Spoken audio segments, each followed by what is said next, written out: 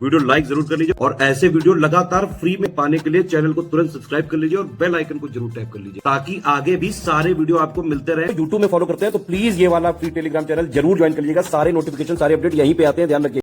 UPPSC अपर prelims 2024 यानी कि सम्मिलित राज्य प्रवर अधीनस्थ सेवा प्रारंभिक परीक्षा 2024 की तिथि आ चुकी है ऑफिशियल 27/10/2024 को, यानी 27 अक्टूबर 2024 को रविवार को आपको पेपर होना है। इलेक्शन ईयर और यूपीपीसीएस की एग्जाम डेट एक लॉन्ग स्टोरी रही है। अगर आप 2019 में भी देखें तो एग्जाम डेट डिले होकर के फाइनली अक्टूबर में ही एग्जाम हुआ था और इस साल भी जैसे ऑफिशियल कैलेंडर आया था तो उम्मीद बनी थी कि रेगुलर प्रोसेस जो आयोग फॉलो करता आ रहा है 3-4 वर्षों से वो मेंटेन कर पाएगा, लेकिन ऐसा नहीं हो पाया। मार्च 17 को आपको पेपर होना था, फिर आयोग ने नोटिस जारी की कि जुलाई में पेपर होगा, ठीक है, जुलाई की किसी तिथि में, लेकिन फाइनली अब एग्जाम डेट हमारी है 27/10/2024। जिन लोगों की समय की तैयारी नहीं हुई थी उनको यहाँ पर समय मिल चुका है। 144 दिवस करीब आपको यहाँ पर मिलेंगे। 144 दिवस की आगे की क्या स्ट्रैटेजी रह सकती है? हमारा पेड ग्रुप जो शुरू हुआ है 4 जून 2024 से, इस ग्रुप में ज्वाइन होने वाले हमारे सदस्य किस तरीके से स्टडी फॉर सिविल सर्विसेज के सिलेक्शन मटेरियल को पढ़ करके, हमारे प्रैक्टिस रिसोर्सेज को फॉलो करके और जो रिकॉर्डेड क्लासेस भी हमने इस बार इंट्रोड्यूस किया अपने ग्रुप में, उसका लाभ लेकर कैसे आप कट ऑफ निकालना सुनिश्चित कर सकते हैं, इस बारे में पूरी स्ट्रैटेजी रहेगी। जो भी लोग हमारा 4 जून वाला ग्रुप ज्वाइन करना चाहते हैं इन गिवन नंबर्स पर व्हाट्सएप मैसेज करके अधिक जानकारी प्राप्त कर सकते हैं। 144 दिवस अगर आप 7 से 8 आवर्स अभी शुरू के करीब 100 दिवस तक और बचे हुए 44 दिवस में अगर 9 से 10 घंटे पढ़ने का यहाँ पर जो है जिगरा रखते हैं तो आ सकते हैं हमारे पेड ग्रुप में। इतना अगर आपने कर लिया तो आपको कट ऑफ निकालने से कोई रोक नहीं सकता है। कट ऑफ चाहे लास्ट ईयर जैसा जाए, 2023 जैसा कट ऑफ चला जाए, क्योंकि नंबर ऑफ पोस्ट इस साल भी ज़्यादा कुछ आए नहीं है और पेपर किस तरीके से मॉडरेट और टफ लेवल के होते जा रहे हैं ये आपने देखा ही है। 7 से 8 घंटे की तैयारी यहाँ पर शुरू के 100 दिवस आगे से, आज के दिवस से आगे 100 दिवस तक 7 से 8 घंटे की तैयारी, उसके बाद 10 से 11 घंटे, 9 से 10 घंटे इस बीच अगर आप तैयारी कर सकते हैं डेली बेसिस पर तो अभी भी कट ऑफ निकालने से आपको रोक नहीं सकता है कोई। परीक्षा योजना यहाँ पर देख लेते हैं। एग्जाम पैटर्न यहाँ पर देखना जरूरी होता है। ज़्यादातर लोगों को अब तक ये बात पता होती है, लेकिन एक बार ब्रीफली इसको टच अपॉन कर ले रहे हैं। प्रारंभिक परीक्षा में 2 पेपर आपको देने हैं। एक आपका GS1 का पेपर होगा, इसी से कट ऑफ डिसाइड होगी। GS2 का पेपर जो है क्वालिफाइंग नेचर का है, 33% अंक इसमें लाना आपको अनिवार्य होता है। मतलब 33% से आयोग को इसके मतलब है, अगर आप इसमें 66% या 80% भी लाते हैं तो उससे कोई खास बेनिफिट आपको नहीं मिलेगा। लेकिन अगर आप 33% से शॉर्ट रह जाते हैं तो आपका GS का पेपर में चाहे जितना कट ऑफ क्लियर हो रहा हो आप आगे स्टेज में नहीं जा सकते हैं। आई होप मैंने क्लैरिफाई कर दिया क्या यहाँ महत्व होता है। CSAT पेपर का 33% लाना मैंडेटरी है, उसके ऊपर के नंबर का कोई महत्व नहीं है, लेकिन 33% से नीचे लाते हैं तो GS का कट ऑफ अगर क्लियर कर भी रहे होते हैं तो उसका कोई महत्व नहीं रहेगा। GS पेपर 1 से कट ऑफ आपका डिसाइड होता है। दोनों ही पेपर में 1/3 की निगेटिव मार्किंग होती है। 1/3 की निगेटिव मार्किंग का मतलब यह है कि अगर आपने 3 सवाल गलत किए तो एक सही वाला आपका कट जाएगा नंबर उसका। और GS के 6 पेपर्स होंगे, 2023 से पैटर्न बदला है। GS के 6 पेपर्स होते हैं। 2 पेपर जो है यूपी स्पेशल के होते हैं, GS1, GS2, GS3, GS4 UPSC के तरीके कन्वेंशनल, और GS5 और 6 यहाँ पे यूपी स्पेशल के पेपर्स होते हैं। इसमें काफ़ी सारे लंबे लंबे पॉइंट्स लिख करके दिए गए हैं। तो मेंस का ग्रुप हमारा भी शुरू हुआ है इसी डेट पर। जो लोग मेंस के लिए जुटना चाहते हैं तो 2024 के लिए वो मेंस वाला ग्रुप ज्वाइन कर सकते हैं। फिर आपका एक समान हिंदी का पेपर होता है, इसके अंक मेरिट में जुड़ते हैं। ये कोई क्वालिफाइंग पेपर नहीं है मेंस में, ये वो पेपर है 1500 अंकों में से 10% वेटेज समान हिंदी का है। 150 नंबर का पेपर होता है, इसको आपको अटेम्प्ट करना पड़ता है और ये भी लिखित पेपर होता है, ऑब्जेक्टिव नहीं होता है। फिर एक निबंध का पेपर होता है। निबंध जो है आप हिंदी, अंग्रेजी या उर्दू किसी में एक में लिख सकते हैं। इंग्लिश माध्यम में भी लिख सकते हैं, उर्दू में भी लिख सकते हैं और हिंदी में भी लिख सकते हैं। इन तीनों में से किसी एक भाषा में आप निबंध का पेपर लिख सकते हैं, ठीक है। इसका भी 150 मार्क्स का वेटेज है कुल मिलाकर। मेंस का रिटन पेपर होते हैं सारे मिलाकर के 1500 अंकों के और 100 नंबर का यहाँ पर साक्षात्कार होता है। तो इस तरीके से आपका टोटल 1600 नंबर में से जो मेरिट बनती है अधिकतम और न्यूनतम अंक पोस्ट वाइज और कैटेगरी वाइज, उससे आपकी कट ऑफ डिसाइड होती है। अलग अलग पोस्ट की SDM, DYSP, BDO तमाम तरीके की जो पोस्ट आती हैं, अलग अलग साल में अलग अलग पोस्ट आती हैं। तो इस तरीके से इस प्रोसेस के थ्रू आप पोस्ट तक पहुंचेंगे। तो प्रथम स्टेज जो ये ग्रुप है ये आपकी प्रीलिम्स प्रारंभिक परीक्षा की तैयारी के लिए है। पूरी स्ट्रैटेजी प्रीलिम्स एग्जाम के बारे में यहाँ पर हम लोग डिस्कस करेंगे ही, लेकिन एक ओवरव्यू यहाँ पर समझ लीजिए। प्रारंभिक परीक्षा की डेट 27 अक्टूबर 2024 है। 144 दिवस आपके पास करीब बच रहे हैं। काफ़ी सारे लोग अभी मुख्य परीक्षा की तैयारी करने लगे थे मान करके कि एग्जाम कब होगा, काफ़ी आगे जाएगा। तो मुख्य परीक्षा की तैयारी अब आपको देखना है कि आपको करनी चाहिए कि आगे इसको कंटिन्यू की नहीं, मतलब कितना टाइम डिवोट करना है। प्रीलिम्स के लिए करीब 100-110 दिवस आपको एग्जाम डेट से पहले प्योरली प्रीलिम्स के लिए डेडिकेट करके देने चाहिए, क्योंकि नंबर ऑफ पोस्ट जिस तरीके से घट रहे हैं, कट ऑफ जिस तरीके से बढ़ रहा है, पेपर का लेवल जिस तरीके से बढ़ रहा है, एक अच्छी खासी प्रिपरेशन की आपको जरूरत पड़ती है। पुराना समय नहीं रहा है कि कुछ PYQ एनालिसिस करके आप प्रीलिम्स कट ऑफ निकाल लें। इस तरीके से चीज़ें नहीं काम कर रहे हैं। तो आपका मेंस का कितना तैयार है, प्रीलिम्स का कितना तैयार है, इस हिसाब से आपको कॉल लेनी पड़ेगी कि टोटली प्रीलिम्स के लिए आपको कब जुटना है। अगर आपकी प्रीलिम्स की बिल्कुल भी तैयारी नहीं है तो रिकमेंडेड है कि आप प्रीलिम्स पर ध्यान दीजिए यहाँ पर, क्योंकि 144 दिवस बाद आपको प्रीलिम्स में अपीयर होना है। अब ये जो आगे स्टडी मटेरियल हम आपको बताने जा रहे हैं और करीब जुलाई से ठीक है। जुलाई एंड से करीब आपको रिकॉर्डेड वीडियो क्लासेस भी मिलना ग्रुप में शुरू हो जाएगी। तो 100 दिवस में शुरुआत में आपको प्रीलिम्स का पूरा कोर्स फिनिश करना चाहिए। जो नोट्स मैं आगे बताने जा रहा हूँ प्रायोरिटी बेसिस पर उसको जो स्टडी करके आपको रख लेना है 100 दिवस में। फिर आपको टेस्ट सीरीज से प्रैक्टिस करनी है, पेड क्विज से प्रैक्टिस करनी है, और भी अन्य तरीके की स्पेशल पीडीएफ हम लोग देते हैं। रिकॉर्डेड लेक्चर आपको 100 दिवस में कंप्लीट कर लेने हैं। उसके बाद लगातार 44-45 दिवस जो बच रहे हैं उसको करिए रिवीजन को डेडिकेट, और इस तरीके से आपका प्रीलिम्स का कट ऑफ क्लियर होगा। अभी तो पूरा एक ओवरव्यू मैं आपको बता रहा हूँ किस किस तरीके से जुटना है, किस किस तरीके से किस पीडीएफ पे आना है, डेली बेसिस पर कितना पढ़ना है, सब अभी एक एक करके हम आपको बताने जा रहे हैं। पेशेंस के साथ सुनते समझते रहिए। प्रीलिम्स प्रिपरेशन को 2 हिस्सों में ब्रेक करिए। जिनका प्रीलिम्स बिल्कुल भी तैयार है उनकी बात कर रहा हूँ। 100 दिवस में प्रीलिम्स का पूरा कोर्स फिनिश करना है आपको। खासकर जो स्टडी मटेरियल है हमारा, जो आपके लिए सिलेक्शन मटेरियल साबित हो सकता है अगर आपने इसको सही तरीके से यूटिलाइज किया तो। अभी मैं सारे प्रूफ वगैरह भी आपको एक बार शो कर दूंगा आपके मोटिवेशन के लिए कि किस तरीके से स्टडी मटेरियल जो है आपके लिए सिलेक्शन मटेरियल साबित हो सकता है। कई सारा स्टडी मटेरियल आपको ग्रुप में दिख रहा होगा, तो किस स्टडी मटेरियल को प्राथमिकता देनी है इसके बारे में आपको जानकारी मिल जाएगी।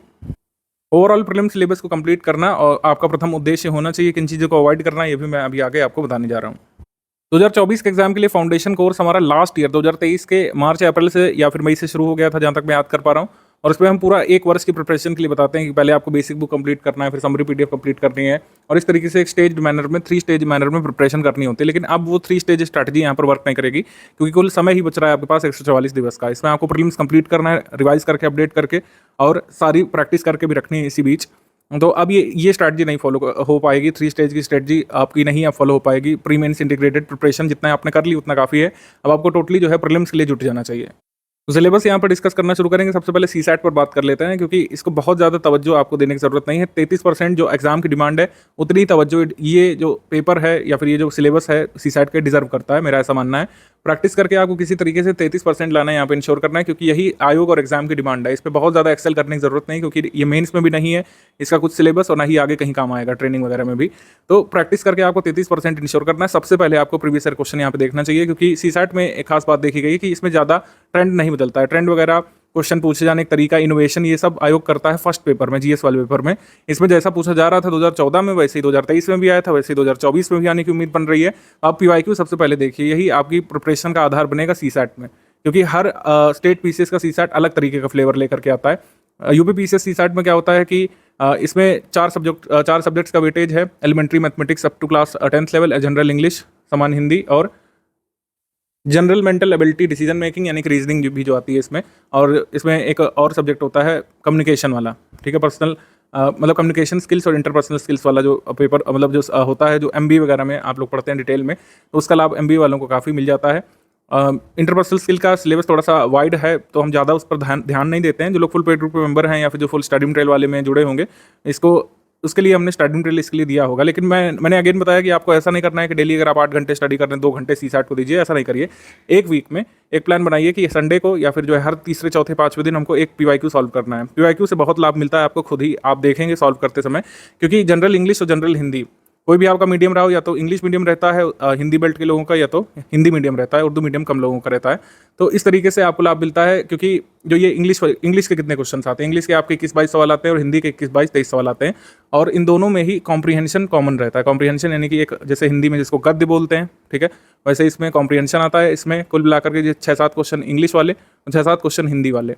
ये तो गद्य को पढ़ के ही करने पड़ते हैं। बेसिक अगर आपकी नॉलेज है पैराग्राफ पढ़ने की, इतना सारा जीएस का स्टडी मटेरियल पढ़ना होता है, बहुत सारे पैराग्राफ आप वैसे ही पढ़ते समझते हुए चलते हैं। अगर उतनी भी स्किल डेवलप कर ली तो 6-7 ये 12-13 क्वेश्चन तो यहीं पर हो जाते हैं बस। और कितने बच रहे हैं? 21 क्वेश्चन आपको और कहीं से निकालने हैं। तो जो लोग इंजीनियरिंग बैकग्राउंड से हैं या फिर एमएससी किए हुए आते हैं या फिर किसी तरीके से साइंस फील्ड से एसोसिएटेड होते हैं, तो इतना लेवल का आता है ये लॉजिकल रीजनिंग और मैथमेटिक्स की, थोड़ा बहुत पीवाईक्यू एनालिसिस करके सवाल किए जा सकते हैं। यूपीएससी सीसैट जैसा नहीं होता है, ठीक है। पीवाईक्यू देख के आपको खुद ही समझ में आएगा। कुछ चीज़ें हालांकि तैयार करने वाली, जैसे वोकैबुलरी यूसेज, ईडियम्स और फ्रेजेस, ये कुछ चीज़ें आपको लर्न करनी पड़ेंगी। जो स्टडी मटेरियल में दिया है वही सफिशिएंट है। पंक्चुएशन, स्पेलिंग संबंधी कुछ रूल्स होते हैं, ट्रांसफॉर्मेशन ऑफ सेंटेंसेस के रूल्स होते हैं, एक्टिव पैसिव वॉइस के कुछ नियम होते हैं। इतना दिया गया है स्टडी मटेरियल में कि वो सफिशिएंट है, ठीक है। हिंदी में भी जैसे कुछ चीज़ें याद करनी पड़ती है, संधि समास वगैरह, क्रियाएं हो गई, विलोम शब्द याद करने पड़ते हैं, कुछ वर्तियाँ तैयार करनी पड़ती हैं। उत्तर प्रदेश की मुख्य बोलियों के बारे में चार्ट बना है, वो चार्ट देखना पड़ता है। हिंदी भाषा संबंधी अशुद्धियाँ देखनी पड़ती हैं। ये अशुद्धियाँ वाला तो आपको खैर मेंस में भी काम आ जाता है। हिंदी वाला जो है, क्योंकि मेंस में आपका 150 मार्क्स का है, तो अगर हिंदी थोड़ी सी तैयार भी कर लेंगे तो मेरे हिसाब से कोई हानि नहीं होगी, क्योंकि 150 मार्क्स का लिखित पेपर तो आपको देना ही है।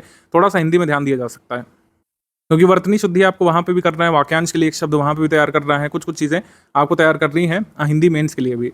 तो इस तरीके से सीसैट पर टारगेट करिए, बहुत ज़्यादा समय यहाँ पर डेडिकेट नहीं करना है। पूरी अगर प्रिपरेशन की बात करें, प्रीलिम्स डेडिकेटेड प्रिपरेशन में किसी भी सूरत में 10% अपना हिस्सा अपने टाइम ड्यूरेशन का सीसैट को नहीं दीजिएगा, ये मेरा रिकमेंडेशन है। पीवाईक्यू देखिए, यहाँ पे सबसे पहला जो सोपान है वो पीवाईक्यू है। पीवाईक्यू सॉल्व करिए, कई सारे प्रैक्टिस सेट आपको हम अवेलेबल करा देंगे प्रीलिम्स से पहले, उतना ही सफिशिएंट होगा और इस तरीके से आपकी सीसैट की प्रिपरेशन हो जाएगी। बाकी अंक गणित जैसे कुछ लोगों को कमजोर होता है आर्ट बैकग्राउंड का, और बीज गणित, रेखा गणित ये कमजोर होता है, तो जरूरी नहीं कि आप बीज गणित, रेखा गणित में जुट जाइए, अपना बहुत सारा समय गंवा दीजिए। आप रीजनिंग पे टारगेट कर सकते हैं कुछ क्वेश्चन पर। कुछ क्वेश्चन बहुत बेसिक साधारण आते हैं, प्रतिशतता के कुछ फॉर्मुलेस होते हैं, काल समय दूरी वाले कुछ वैसे ही क्वेश्चन बार बार आते रहते हैं। ब्याज का एक दो फॉर्मूला होता है, औसत निकालने वाला आता है, जो लोग क्रिकेट में जो देखते रहते हैं वैसे ही औसत निकालने में आगे रहते हैं थोड़ा थोड़ा। तो मतलब जो रियल लाइफ सिनेरियो से जोड़ करके भी जितना अगर आपको लॉजिकल थिंकिंग आती है, लॉजिकल एबिलिटी है आपकी, तो इतना ज़्यादा कोर तैयारी करने की इसमें ज़रूरत नहीं पड़ती। मैंने अगेन बताया कि यूपीएससी सीसैट से इसको कंफ्यूज नहीं करिएगा, ये यूपी पीसीएस का सीसैट थोड़ा सा कम लेवल का ही माना जाता है अन्य स्टेट पीसीएस की तुलना में।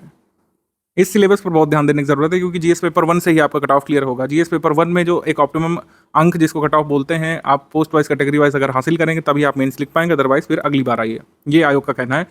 तो सिलेबस यहाँ पे देख लेते हैं, हिंदी और इंग्लिश दोनों में अलग अलग हमने लगा दिया है, बाईं तरफ हिंदी है, दाईं तरफ इंग्लिश है। ज़्यादा कुछ पता नहीं चलता, सिंपल बात यह है कि हर बार यही सिलेबस लिख करके दे देते हैं, और हर बार का पेपर अगर आप देखेंगे तो पेपर बदला हुआ देखने को मिलता है। इसीलिए बोलते हैं कि लगातार रीसेंट ट्रेंड और पैटर्न को फॉलो करते रहना चाहिए। जितने भी आयोग पेपर कराता है, जितने भी पेपर कराता है पूरे साल में, सारे पेपर का एनालिसिस हमारी टीम करती है, और उसमें समझने की हम लोग कोशिश करते हैं किस तरीके से एग्जामिनर अपने मूड को बदल रहे हैं, किस तरीके से जो अवधारणाएं हैं वो बदल रही हैं, क्या पूछना चाह रहा है आयोग हमसे, और किस लेवल की तैयारी की एक्सपेक्टेशन है आयोग को हमसे और आयोग की एग्जामिनेशन टीम को।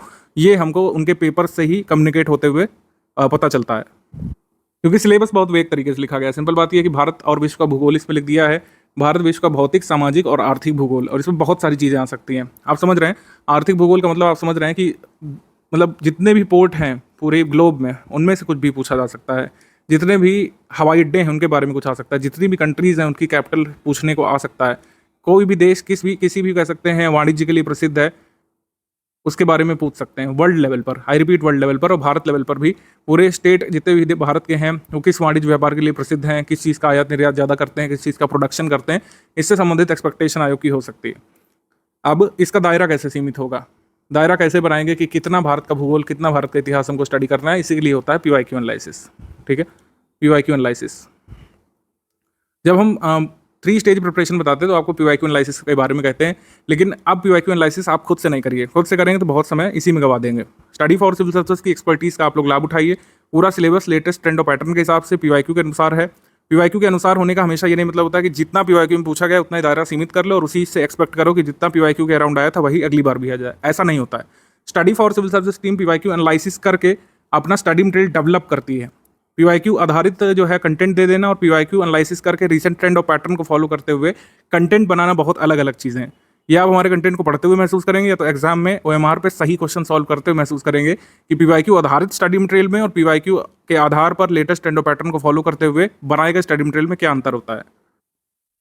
भारत का इतिहास भारतीय राष्ट्रीय आंदोलन है कि एक टर्म है, इसमें बहुत सारी चीज़ें पूछी जा सकती हैं। ठीक है, जितने चैप्टर हिस्ट्री बुक्स ने लिखे, हिस्ट्री बुक्स और पब्लिशर्स ने लिखे हैं, उसके अतिरिक्त भी कई सारी चीज़ें हो सकती हैं। इसके लिए आपको रिसेंट ट्रेंड और पैटर्न फॉलो करना पड़ता है कि कहाँ पे क्या चीज़ें चल रही हैं, तो इसीलिए ज़्यादा कुछ इससे पता नहीं चलता है। परिशिष्ट 5 बिल्कुल एक तरीके से ऑब्सोलीट हो रहा है। आयोग के लोग अगर सुन रहे हैं तो चाहें तो इसमें परिवर्तन कर सकते हैं।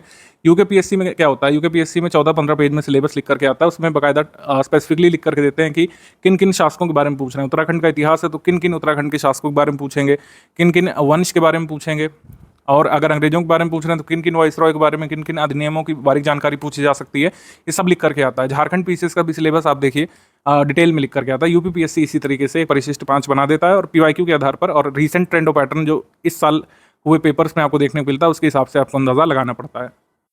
कुछ चीज़ें काफ़ी मिसलीडिंग भी हो जाती है, जैसे यहाँ पे लिखा है कि biodiversity and climate change general issues on environmental ecology that do not require subject specialization. कई बार ये चीज़ गलत साबित होती है।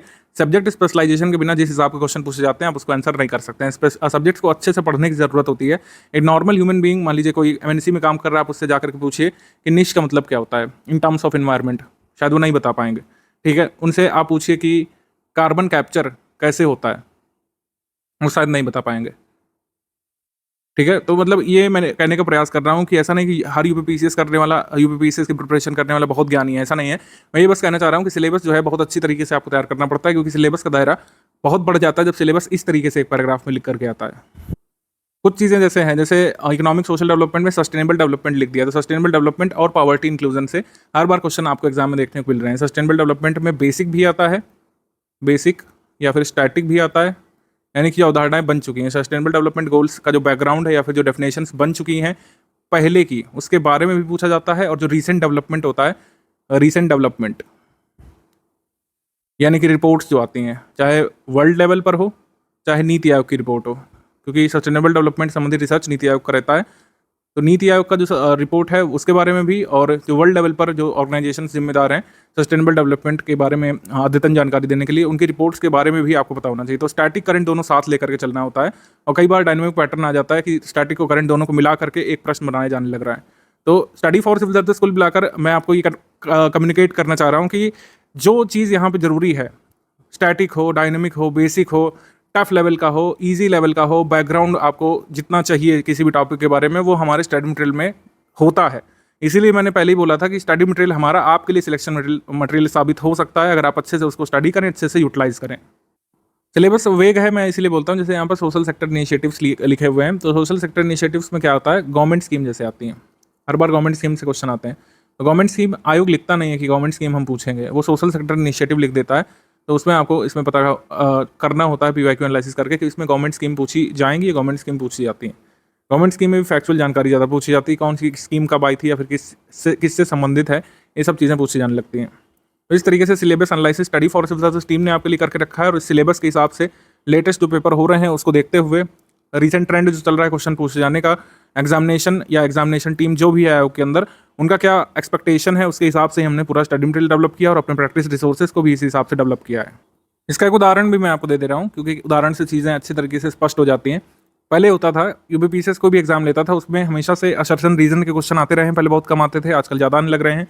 लेकिन कभी भी करंट अफेयर में ज़्यादा असर्शन रीजन नहीं पूछा जाता था, नहीं आता था। लेकिन अब आने लग रहा है, आने की उम्मीद भी बन रही है। तो करंट अफेयर में भी आप देखेंगे, करंट अफेयर में हम जनरली असर्शन रीजन वाले सवाल नहीं बना करके देते थे, लेकिन असर्शन रीजन इतना ज़्यादा महत्वपूर्ण हो चुका है कि वो सारे सब्जेक्ट में आ सकता है। हिस्ट्री में आ सकता है, ज्योग्राफी में आ सकता है, आता रहा है, इकोनॉमी में आता रहा है, लेकिन अब करंट अफेयर में भी असर्शन रीजन के सवाल आ सकते हैं। तो हमने करंट अफेयर में आपको बना करके दिया था, लेटेस्ट मंथ के करंट अफेयर में भारत के लिए चाबहार बंदरगाह या शहीद बेइज्जती टर्मिनल जो बंदरगाह है, पाकिस्तान के ग्वादर बंदरगाह और चीन की बेल्ट एंड रोड पहल के खिलाफ एक जवाबी संतुलन प्रदान कर सकता है। और इसका रीज़न है, चाबहार बंदरगाह भारत को अफगानिस्तान और मध्य एशिया देशों से जोड़ने का महत्वपूर्ण मार्ग जो है प्रदान कर सकता है, या फिर महत्वपूर्ण मार्ग रूप में उपयोगी सिद्ध हो सकता है। तो इसका आंसर क्या होगा? इसका आंसर होगा ए और आर दोनों सही, और आर ए की सही व्याख्या भी करता है। ठीक है, हम हमेशा उम्मीद करते हैं चाबहार में ये पूछेंगे कि कहाँ पर है, जो है किस प्रोविंस में है चाबहार बंदरगाह, जो है ये ईरान के किस प्रोविंस में। ये सब क्वेश्चन 10 ईयर के लिए जो समझौता हुआ है वहाँ की मैरीटाइम एजेंसी, भारत की मैरीटाइम एजेंसी के बीच, ये सब। लेकिन अब आजकल जियोपॉलिटिक्स से भी क्वेश्चन आ सकते हैं, और जो कॉन्सेप्ट है, जो एनालिसिस है, उस पर आधारित भी सवाल बना सकते हैं। और एनालिटिकल सवाल बनाने का बहुत अच्छा एक अप्रोच होता है असर्शन रीजन वाले क्वेश्चन बनाना। हमारा स्टडी मटेरियल हमेशा बाइलिंगुअल होता है, तो जो भी क्वेश्चन होगा या फिर जो भी स्टडी मटेरियल होगा वो दोनों ही भाषाओं में तैयार किया जाता है। और ये क्वेश्चन भी अंग्रेजी में भी बनाया गया था। ये आपको लेटेस्ट मंथ का करंट अफेयर मिलेगा, और आगे भी टेस्ट सीरीज में हमारी पेड क्विज में भी इस तरह के क्वेश्चंस की बहुतायत आप देखने को मिलेगी। ये होता है लेटेस्ट ट्रेंड पैटर्न के हिसाब से तैयारी करना। कट ऑफ मार्क हमको कितना चाहिए, जीएस पेपर 1 में कितना कट ऑफ सोच करके चलें कि हमको उतना नंबर मिल जाए कि हमारा जीएस पेपर 1 क्लियर हो जाए और हमको मेंस लिखने को मिले। तो कट ऑफ कितना चाहिए? कट ऑफ आने तक भी कई बार लोगों को नहीं समझ में आता है, आंसर की आने के बाद नहीं पता चलता है, एग्जाम देने के बाद नहीं पता चलता है। तैयारी के दौरान कितना रखें, इस पर बात कर लेते हैं, क्योंकि काफ़ी सारी चीज़ें रिलेटिव होती हैं। अदर चीज़ों कंपैरिजन में आपको सोचना पड़ता है। जैसे एग्जाम हॉल के दिन जो पेपर आपके सामने होगा उसके हिसाब से आपको वहाँ पर डिसाइड करना है, उसी समय तत्काल निर्णय आपको करना पड़ेगा कि कितने अटेम्प्ट करना है आपको एमआर पर, वो अलग विषय है। तैयारी के दौरान कट ऑफ कितना आपको टारगेट करना है, क्योंकि एक ऑप्टिमम अंक तो हमेशा दिमाग में होना चाहिए कि हमको कितना चाहिए। तो यहाँ पर यूआर का कट ऑफ जो प्रीवियस ईयर में रहा है उसके हिसाब से बात करेंगे। यूआर का इसलिए ये मैं ले रहा हूँ क्योंकि यूआर का हाईएस्ट रहता है, और इसी हिसाब से आपको अपना ओरिएंट करना है स्टडी को, क्योंकि अलग अलग कैटेगरीज में अलग अलग कम आपके हिसाब से आपको मिल जाएगा।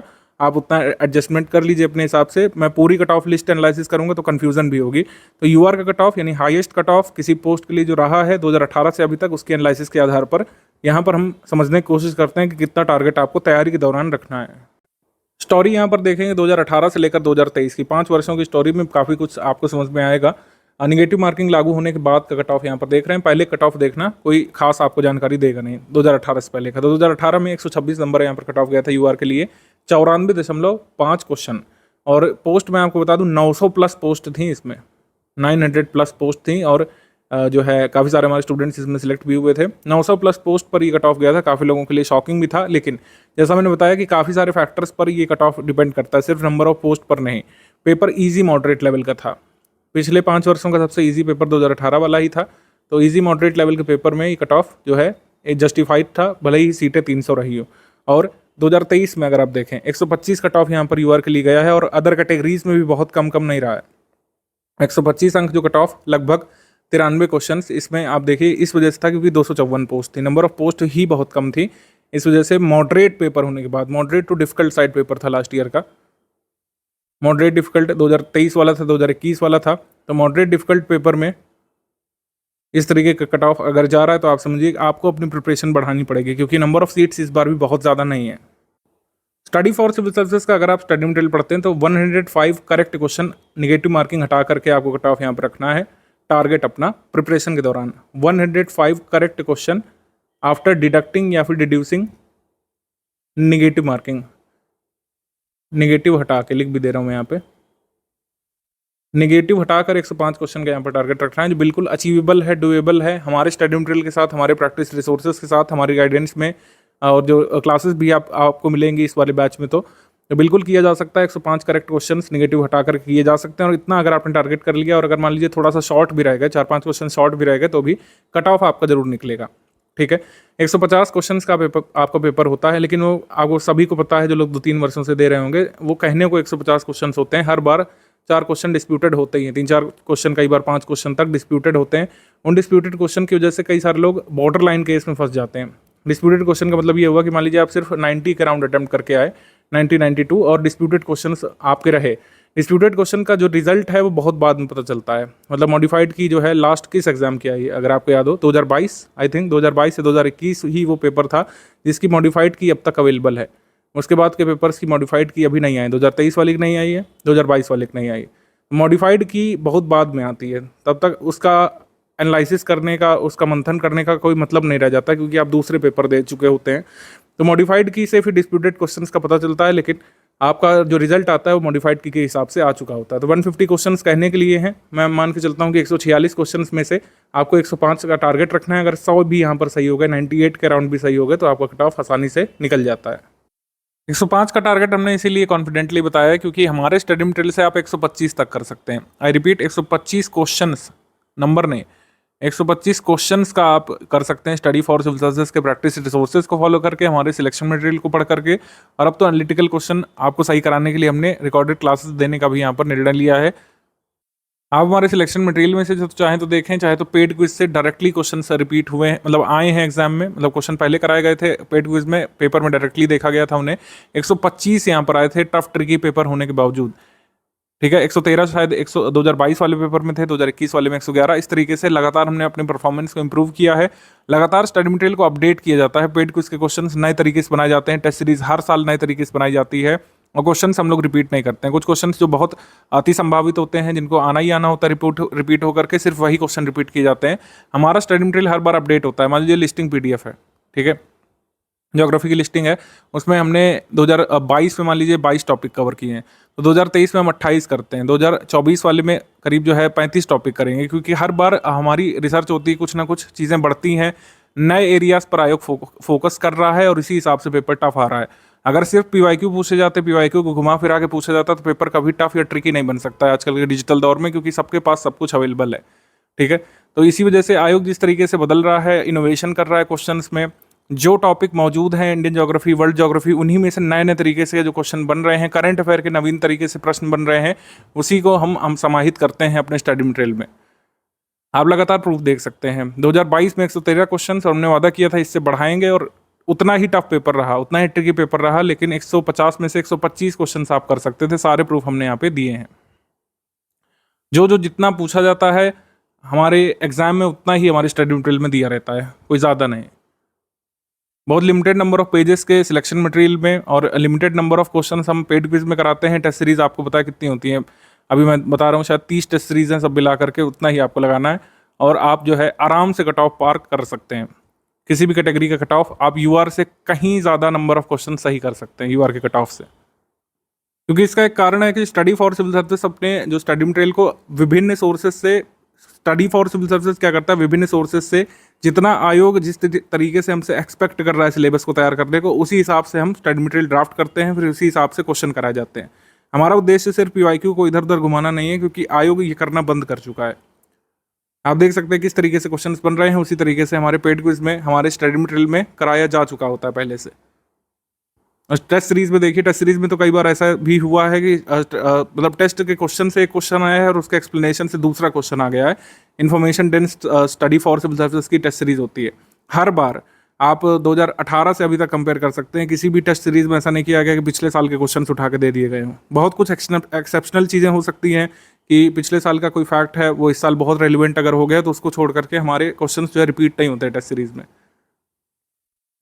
तो जितना जितना आयोग पूछना चाहता है हमसे वो सब आपको स्टडी मटेरियल में कराया जाता है, पेड क्विज में कराया जाता है। और जिस तरीके से असर्शन रीजन वाले क्वेश्चन जैसे आयोग बना रहा है किसी भी स्टडी मटेरियल से मैच ना करे, तो उसके लिए हम डेली क्लासेस आपको देंगे रिकॉर्डेड वाली, जिससे आप कॉन्सेप्ट समझ सकें और कंसेप्चुअल क्वेश्चन को, एनालिटिकल क्वेश्चन भी जो आ रहे हैं 10-5 आ रहे हैं अभी भी, ऐसा नहीं कि 150 क्वेश्चन में से 50 क्वेश्चन एनालिटिकल आ रहे हैं, ऐसा अभी भी नहीं है। तो 4 क्वेश्चन 5 क्वेश्चन तक जो आ रहे हैं उसको भी सॉल्व करने के लिए हमने रिकॉर्डेड क्लासेस देने का यहाँ पर निर्णय लिया था हमारे पॉलिसी चेंजेस के अनुसार। चाहे आपके ये फैक्चुअल क्वेश्चन हो, वन लाइनर टाइप क्वेश्चन हो, चाहे एनालिटिकल क्वेश्चन हो, कंसेप्चुअल क्वेश्चन हो, ठीक है, फैक्ट बेस्ड सवाल हो, सब आप कर सकते हैं। आपको यहाँ पर समय देना पड़ेगा। जो भी स्टडी मटेरियल है, जब तक वो स्टडी मटेरियल है, जब तक आप उसको स्टडी नहीं कर रहे हैं तब तक हमारे जो कंटेंट है वो स्टडी मटेरियल है। लेकिन अगर आप उसको अच्छे से तैयार कर लेते हैं हमारी गाइडेंस के अनुसार, जैसा स्ट्रैटेजी में बताया जा रहा है, तो वही स्टडी मटेरियल आपके लिए सिलेक्शन मटेरियल जो है साबित हो सकता है। हज़ारों लाखों एस्पिरेंट्स के लिए हुआ है। एक उदाहरण के तौर पर यहाँ पर देख सकते हैं, जो किसान सभा है, उत्तर प्रदेश किसान सभा या यूनाइटेड प्रोविंस किसान सभा, जो फेब 1918 में बनी थी, इसमें इंद्र नारायण द्विवेदी का कहीं नाम नहीं दिया है ज़्यादातर बुक्स में, लेकिन हमारे स्टडी मटेरियल में था पहले से ये, ठीक है, और यही एग्जाम में पूछा गया था। करंट अफेयर के क्वेश्चन आप ले लीजिए, यूपी करंट अफेयर के सवाल ले लीजिए, वर्ल्ड ज्योग्राफी के सवाल, हिस्ट्री के सवाल आप ले लीजिए। जो जो पूछा जाता है वो हमारे स्टडी मटेरियल में ऑलरेडी दिया रहता है पहले से। तो लगातार आप देख सकते हैं, प्रूफ हमने टेलीग्राम में भी डाल दिया है। पेड ग्रुप स्ट्रैटेजी में सिर्फ मोटिवेशन के लिए मैं शामिल कर रहा हूँ कि आप मोटिवेटेड रहें कि जो स्टडी मटेरियल आपने लिया है वो सिलेक्शन मटेरियल साबित हो सकता है अगर आप उसको अच्छे तरीके से यूटिलाइज करें, और जैसा स्ट्रैटेजी में बताया गया वैसे पढ़ते भी रहें। यूपीपीएससी अपर प्रीलिम्स 2024 का एग्जाम 27 अक्टूबर 2024 को अब है, तो निश्चित तौर पर एक नया पेपर आपके सामने बन करके आएगा और जिसमें नवीन करंट अफेयर पूछे जाएंगे। तो इसमें कोई संदेह नहीं रखिए कि क्या हमको पुराने करंट अफेयर के हिसाब से तैयार करना है, ऐसा नहीं है। करंट अफेयर कहाँ से कहाँ तक तैयार करना होता है। Current affair national international current affair की अगर हम सिर्फ बात करें, जिससे 28 से 30 सवाल एक्सपेक्टेड होते हैं। यूपी करंट अफेयर की बात करें, उसका वेटेज भी आजकल है, लेकिन कई बार यूपी जीके का वेटेज रहता है पेपर में, कई बार यूपी करंट अफेयर का, ये हर बार बदलता रहता है। मान लीजिए यूपी करंट अफेयर का करीब 4 क्वेश्चन का वेटेज अगर है 4-5 क्वेश्चन का, 4 क्वेश्चन यहाँ पर मान करके चलते हैं, तो कई बार ये काफ़ी पुराने भी पूछ लिए जाते हैं। तो उत्तर प्रदेश करंट अफेयर आपको जुलाई से दिया गया होगा, जुलाई 2023 से आपको करंट अफेयर दिया गया होगा और वो आपको मिल जाएगा सितंबर 2024 तक का। इतना तैयार कर लीजिएगा, क्योंकि यूपी करंट अफेयर एक स्टेट स्पेसिफिक करंट अफेयर तो ज़्यादा नंबर ऑफ पेजेस नहीं होते हैं। जुलाई से लेकर सितंबर 2024 आपको कवर कर लेना है। इससे आपके 3-4 क्वेश्चन जो भी एक्सपेक्टेड हैं वो आपके कवर हो जाएंगे। हम यहाँ पर नेशनल इंटरनेशनल करंट अफेयर की बात कर लेते हैं, जिसकी रेंज होती है 28 से 30 सवालों की। तो 28 से 30 सवाल सही करने के लिए आपको कम से कम 11 महीने 12 महीने करंट अफेयर तैयार करने की सलाह दी जाती है। इस बार जो टाइम फ्रेम है 27 अक्टूबर को एग्जाम है, तो मान कर चलिए 2024 वाले करंट अफेयर ज़्यादा रेलिवेंट है।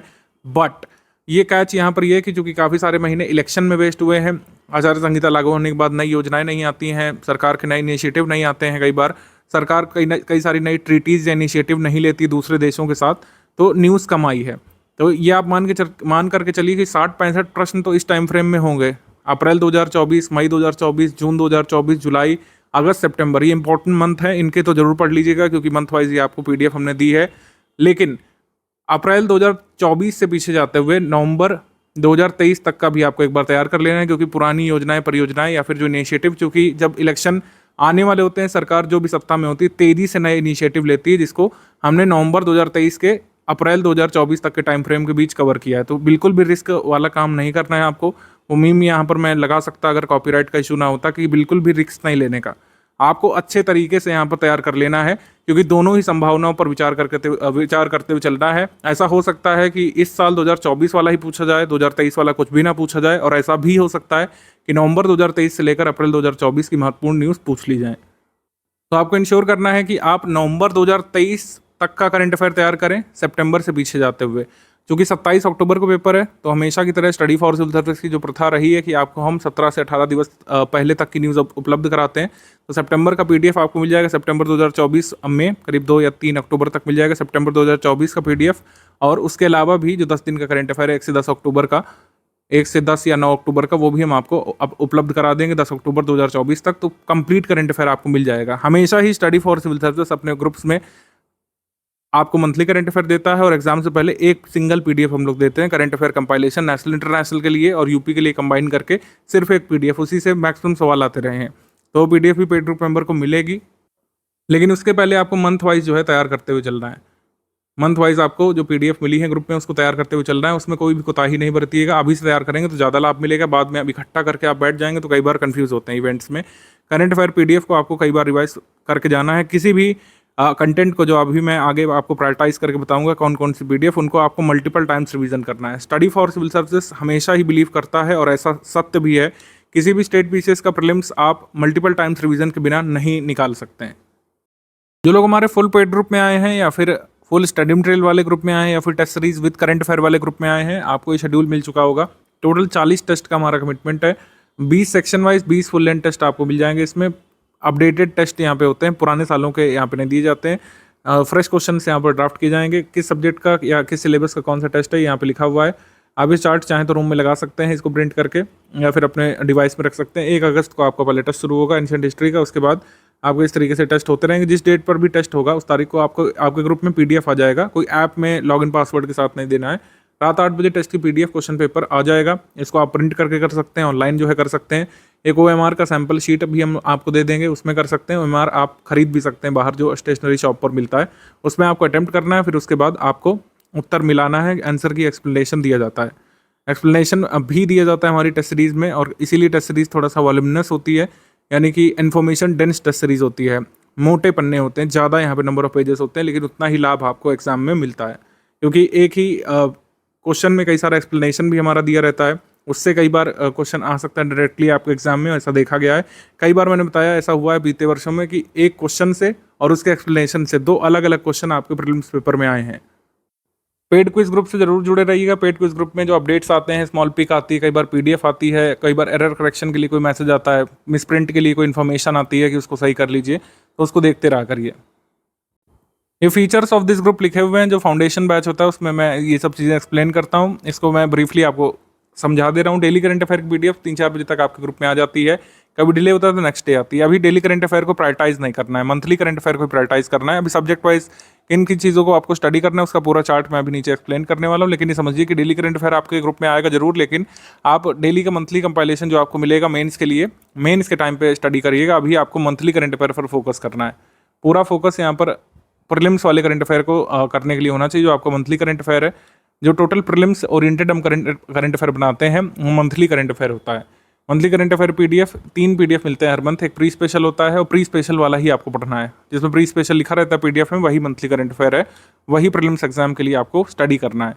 डेली का मंथली मिलता है और 400-500 क्वेश्चन करंट अफेयर के वन लाइनर टाइप में आपको प्रैक्टिस के लिए मिलता है एमसीक्यू। उनको प्रैक्टिस के लिए चाहें तो आप कर सकते हैं। ये एमसीक्यू करना ये मैंडेटरी नहीं है, ये मैंडेटरी नहीं है, ध्यान रखिएगा। नॉट मैंडेटरी ये है क्योंकि इससे मिलते जुलते क्वेश्चंस कई सारे हम पेड क्विज में ऑलरेडी करा देते हैं। आपका सेक्शनल टेस्ट होगा करंट अफेयर का, उसमें करा देते हैं। तो ये मैंडेटरी नहीं कि आप 400-500 क्वेश्चन करंट अफेयर के जरूर करें। हालांकि कुछ लोग अलग से मांगते हैं तो ये पेड ग्रुप में आपको पीडीएफ दी जाती है। प्री स्पेशल करंट अफेयर पर फोकस आपको करना है। यूपी करंट अफेयर की जो पीडीएफ आती है उस पर फोकस करना है। यूपी करंट अफेयर की पीडीएफ करीब 12-13 तारीख को आपके ग्रुप में आती है। अभी तक का जितना भी अपडेटेड है वो हमने दे दिया। करंट अफेयर आपको 1.5 साल का कवर करना है यूपी का, ये ध्यान रखिएगा, क्योंकि यूपी करंट अफेयर कई बार बहुत पुराना भी पूछ लिया जाता है। जो लोग हमारे फुल पेड ग्रुप में, उनको डाउट क्लियरेंस का सपोर्ट मिलता है डेली बेसिस पर। आप कभी भी कोई भी डाउट पूछ सकते हैं। कोई भी आपका फैक्ट में डाउट है, कंसेप्ट में डाउट है, तो आप पूछ सकते हैं। कई बार आप खुद कंफ्यूज हो जाते हैं गूगल वगैरह करके। जैसे यहाँ पे मैंने एक चीज़ लिख भी दी है पीडीएफ में, हमारी टीम ने लिखा है कि आपको आरएनडी में नहीं पढ़ना है। ये बड़ा स्पष्ट तरीके से हमने लिख दिया है। कई बार आप लोग गूगल करना समझ नहीं पाते हैं और कई बार अपना भी टाइम वेस्ट करते हैं, हमारी टीम का भी कई बार कर देते हैं। आप गूगल फर्स्ट रिजल्ट देखते हैं, आपको पता चलता है कि वो गलत है बाद में जा करके, ठीक है। तो study for civil services team ये नहीं क्लेम कर रही है कि हमारा जो अपडेटेड डेटा है वो गूगल की टक्कर का है या फिर कोई भी एप्लीकेशन से अधिक अपडेटेड है, ऐसा नहीं है। लेकिन हमारा प्रयास रहता है कि हमेशा लेटेस्ट इन्फॉर्मेशन अपडेटेड दी जाए। एरर करेक्शन के नाम पर कोई मिसप्रिंट हो सकता है, ठीक है, कोई जो है ग्रामेटिकल एरर हो सकती है, उसको जो है अपडेट करने के लिए हमने पेड क्विज ग्रुप में मैसेज देते हैं। कोई एरर आ गई, मान लीजिए कोई क्लरिकल एरर आ गई, मतलब मार्क करना था कोई सही ऑप्शन, वो दूसरा ऑप्शन मार्क हो गया, ठीक है, मतलब कोड सही है, एक्सप्लेनेशन में कोई दूसरा एक्सप्लेनेशन गिवन है, या फिर कभी कुछ फॉर्मेटिंग एरर आ गई, बस ऐसे ही एरर होती हैं। बाकी फैक्चुअल कोई एरर होती नहीं है और कभी भी नहीं रही है। अगर कोई एरर होती भी है तो उसको एग्जाम से बहुत दिन पहले आपको अपडेट कर दिया जाता है। तो मैं आपको हमेशा बोलता हूँ, हमारी टीम भी हमेशा रिकमेंड करती है कि जो दिया गया है उसको आप स्टडी करने पर फोकस करिए। खासकर जो ये क्रैश कोर्स में आते हैं, आपको टोटली हमारी पीडीएफ पर रिलाई करना चाहिए। इधर उधर की एक आध स्पेलिंग मिस्टेक जो कि ऑलरेडी हम करेक्ट कर देते हैं, उसको छोड़ करके कोई एरर आपको नहीं मिलेगी कि आप हर चीज़ चेक कर रहे हैं। अगर आप हर चीज़ चेक करने बैठेंगे तो पूरा स्टडी मटेरियल तैयार नहीं कर पाएंगे। जैसे मैं एक उदाहरण आपको देता हूँ, जैसे लेटेस्ट टाइगर रिजर्व के बारे में अभी एक क्वेरी ग्रुप में आई थी। किसी महोदय ने, हमारे प्रिय सदस्य ने देखा होगा गूगल पर, उन्हें किसी पॉपुलर कोचिंग की वेबसाइट ने कोई टाइगर रिजर्व दिखाया होगा कि ये 54वां है कि 55वां है, और उसमें वो महोदय कंफ्यूज हो गए थे, बार बार सवाल कर रहे थे ग्रुप में। तो मैंने एक वीडियो बनाया था उनके मतलब उनके डाउट को सॉल्व करने के लिए। वीडियो मैं अभी आगे के हिस्से में इसमें लगा दे रहा हूँ, आप इसको खुद सुनिए और समझिए किस तरीके से आपको डेटा देखना होता है। और कई बार गूगल रिजल्ट जो है मिसलीडिंग होता है, गूगल फर्स्ट रिजल्ट, और ऑफिशियल सोर्सेज का क्या होते हैं उसी हिसाब से आपको स्टडी मटेरियल हमारी टीम देती है। अब आपको हर लाइन पे हम आपको अगर एक्सप्लेनेशन देने लगे कि हमने इस सोर्स से लिया है, हमने इस ऑफिशियल सोर्स से लिखा है, तो ये बहुत टाइम कंज्यूमिंग जॉब है और इसका आपको काम नहीं है। आपको एग्जाम में नहीं पूछा जाएगा ओएमआर भरते समय कि पीछे ओएमआर पे लिखिए कि कहाँ से आपने पढ़ा, ऐसा कुछ नहीं होता है। तो study for civil services team latest updated source जो हैं, जो सोर्सेस आयोग मानता रहा है पहले, आयोग जिन सोर्सेज को मानता है उन सोर्सेज को लेकर के हम स्टडी मटेरियल अपना डेवलप करते हैं और हमेशा इंश्योर करते हैं कि सरकारी वेबसाइटों से सरकारी सोर्स जो है, जो आयोग बाध्य है उन सोर्सेस को मानने के लिए, उन सोर्सेज से हम स्टडी मटेरियल अपना डेवलप करते हैं। तो लेटेस्ट टाइगर रिजर्व के बारे में जो कन्फ्यूजन है ये आप भी क्लियर कर लीजिए यहाँ पर, और इसको समझ लीजिए किस तरीके से ऑफिशियल डेटा देखते हैं। भारत का 53वां, 54वां और 55वां टाइगर रिजर्व कौन सा है, इसको लेकर कन्फ्यूजन है। 53वें को लेकर तो नहीं है, 54वें 55वें को लेकर बहुत कन्फ्यूजन है। दुर्गावती टाइगर रिजर्व जो अभी नोटिफाई हुआ है मध्य प्रदेश का, और राजस्थान का धौलपुर करौली, इसमें 54वां कौन है, 55वां कौन है, बहुत कन्फ्यूजन है इसमें। तो मैं यहाँ पर आपको बता दूं कि भारत का अंतिम टाइगर रिजर्व जो फाइनली नोटिफाई हो चुका है वो है दुर्गावती टाइगर रिजर्व। वीरांगना दुर्गावती टाइगर रिजर्व पूरा नाम है इसका, ये मध्य प्रदेश में है, ठीक है। ये भारत का 54वां पूर्णतः नोटिफाइड टाइगर रिजर्व है। 55वां अभी बना नहीं है भारत का, क्योंकि टाइगर रिजर्व नोटिफाई होने के कुछ स्टेप्स होते हैं, उसके सारे स्टेप धौलपुर करौली के अभी पूरे नहीं हुए हैं, ध्यान रखिएगा। एनटीसीए अपनी वेबसाइट पे लिखता है कि टाइगर रिजर्व नोटिफाई होने की प्रक्रिया क्या है, प्रोसेस क्या है। सबसे पहले क्या होता है, प्रपोजल जो है ये स्टेट लाता है, प्रपोजल स्टेट ऑब्टेन करता है। इन प्रिंसिपल अप्रूवल जो है कम्युनिकेट किया जाता है एनटीसीए की तरफ से, पूरे प्रपोजल को अच्छे से स्क्रूटनाइज करके। सेक्शन 38(5) जो है वाइल्ड लाइफ प्रोटेक्शन एक्ट 1972 का, उसके तहत एनटीसीए रिकमेंड करता है प्रपोजल को स्टेट को पूरी तरीके से देखने के बाद, और फिर फाइनल जो स्टेप होता है, स्टेट गवर्नमेंट नोटिफाई करती है अपने टाइगर रिजर्व को, एरिया सहित सब कुछ बताया जाता है किस एरिया से किस एरिया तक है, बाकायदा इसमें कोऑर्डिनेट्स तक दिए जाते हैं, ठीक है। तो दुर्गावती टाइगर रिजर्व ये सारी प्रक्रिया फॉलो कर चुका है 4 स्टेप की, जबकि जो धौलपुर करौली वाला टाइगर रिजर्व है उसमें ये वाला स्टेप बाकी है अभी, ठीक है। धौलपुर करौली में ये लास्ट स्टेप बाकी है, तो इस वजह से हम ये नहीं कह सकते कि Dholpur Karauli last tiger reserve है जो नोटिफाई हो चुका है। प्रपोजल हो चुका है, प्रपोजल को अप्रूव भी कर चुका है एनटीसीए, ये भी हो चुका है। आखिरी स्टेप अभी बाकी है धौलपुर करौली को नोटिफाई होने में। तो हम ये कह सकते हैं कि भारत का 55वां टाइगर रिजर्व बनेगा धौलपुर करौली जब नोटिफाई हो जाएगा फाइनली स्टेट के द्वारा, ठीक है। बाकी प्रूफ की अगर हम बात कर लें, ऑथेंटिक इसलिए मान रहे हैं क्योंकि स्वयं जो हमारे इन्वायरमेंट मिनिस्टर हैं इन्होंने ट्वीट किया था 31 अक्टूबर 2022 को कि रानीपुर जो है ये 53वां टाइगर रिजर्व है। इसमें तो खैर क्लैरिटी है, और ये भी इसमें कहा था 22 सितंबर को 2023 में इन्होंने ट्वीट किया था कि हमारा टाइगर रिजर्व जो टोटल नंबर 54वां हो चुका है, और 54वां कौन सा बना है, वीरांगना दुर्गावती टाइगर रिजर्व, इसको फाइनली नोटिफाई किया जा चुका है। जब कोई टाइगर रिजर्व फाइनली नोटिफाई होता है तो स्टेट की तरफ से गजट नोटिफिकेशन छपता है, और उसमें बाकायदा पूरे टाइगर रिजर्व की डिटेल दी जाती है, कोऑर्डिनेट्स और उसके पूरे एरिया की डिटेलिंग सहित। तो ये वीरांगना दुर्गावती की छप चुकी है, धौलपुर करौली की बाकी है। तो इस वजह से हम कह सकते हैं कि वीरांगना दुर्गावती टाइगर रिजर्व हमारा जो है ये 54वां टाइगर रिजर्व है।